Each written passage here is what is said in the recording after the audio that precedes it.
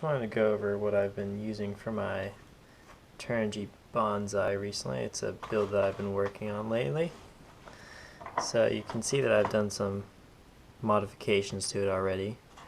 The biggest thing probably is the 3D printed pod up here. So it's kind of like a monkey blunt section where the front half has a little notch chopped off of it, and this little pod provides a good battery mounting spot so that it has something to eat on and bite into, and a good place for a strap to go.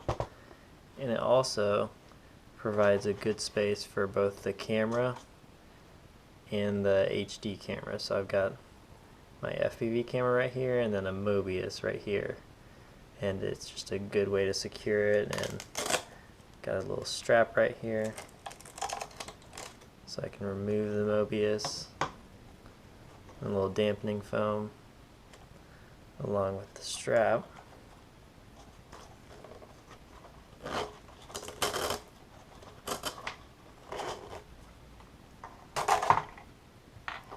And just fly like that.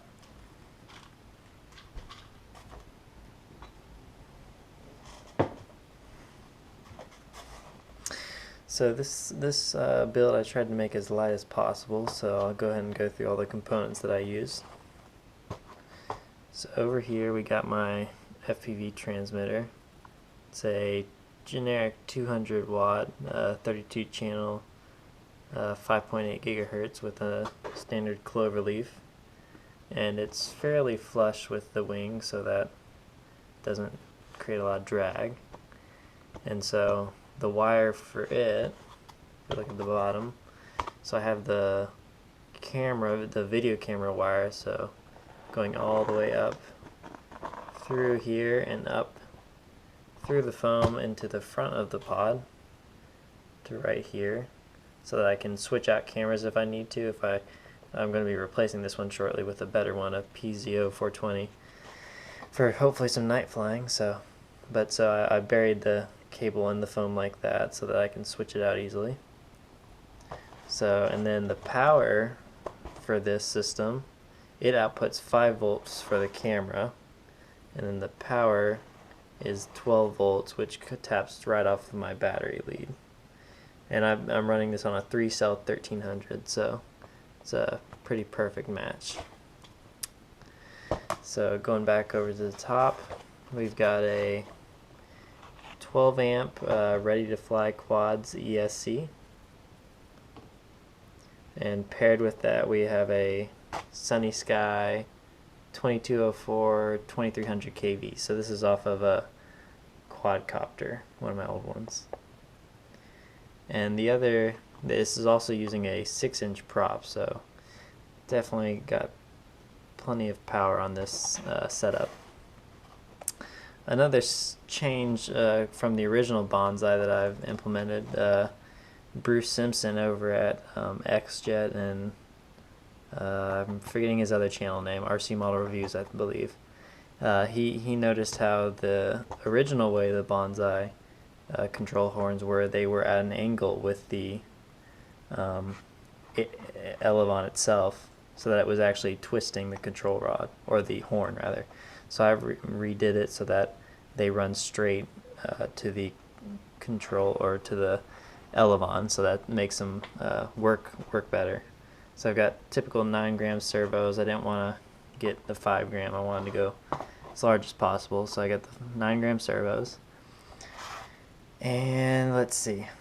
So up front, I've got this camera came as a package deal with this transmitter. Let me go get the box for that.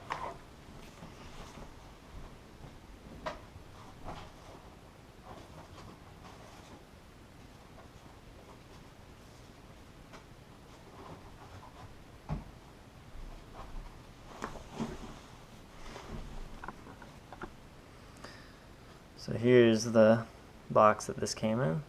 So you can see I got a 700 TVL FPV camera, and then a 5.8 transmitter. And so I got the 160-degree field of view one, and on the back it has all the frequencies. so it was packed in there. Anyway, so that's the camera that I'm running right now. It's not too great at low light, so I'll be swapping it out because of that. And let's see. So moving on to the receiver, right here we have a stripped down D8R2.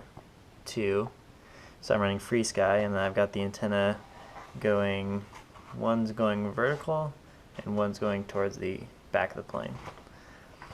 And so I've only got 3 channels. I got each servo and then the ESC plugged into here. And all of the wires are routed in a little channel that I dug out so that looking at the wing like this, it's all flush and not creating a lot of drag.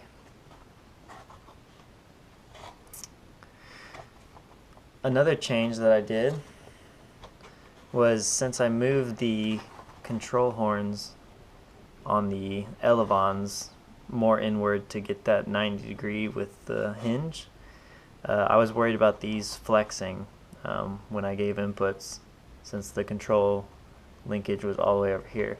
So on the back side of each elevon, I glued a carbon spar, just a flat carbon strip onto each one to try to get some strength and rigidity back to the control surface.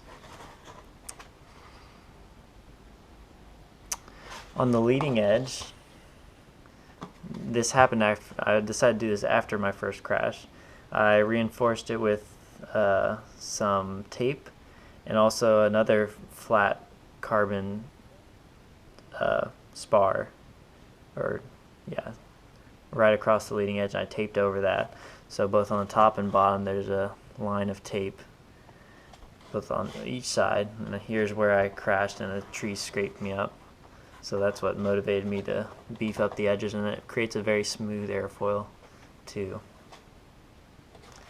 And then my buddy of mine noticed that actually trimming the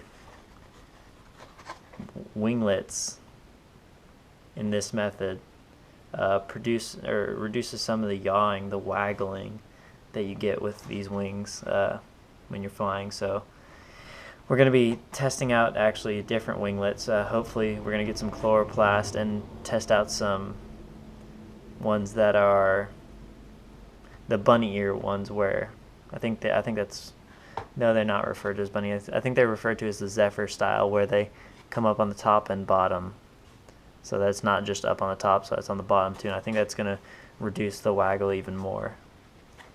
So this plane has been flown a lot recently. I've only had it for maybe a couple of weeks, but it's definitely gotten its fair share of use. On a 3-cell 1300, I put the CG, there's a little hole cut there in the stock Bonsai. There's a little bay cut right here, and my CG is usually about a quarter of an inch behind it, between a quarter of an inch behind it and right at the edge of it. So that's about where my CG is. And also, here's another reinforcement I did. I took another flat carbon spar and I glued it in at an angle, or at a bend right here, because around this motor area is a source of weakness with past versions of this that I've had. So I wanted to reinforce that. Plus I had to cut some to allow for a 6-inch prop to spin. So the main glue I used in this was E6000, which is a glue that I really enjoy using. It cures pretty quickly, and it's simple, don't have to mix anything. So there's battery straps in right here, and plug in with the XC60 and powers everything. So very simple. And yeah, if you have any questions, let me know. I'm probably going to be changing some of this up relatively soon, so keep an eye out for updates on that and more videos. On my channel I've posted another video. It was recorded with this, where I was following my buddy. He was flying the TBS Caipirinha. I don't know how to pronounce it, but it's the TBS black flying wing.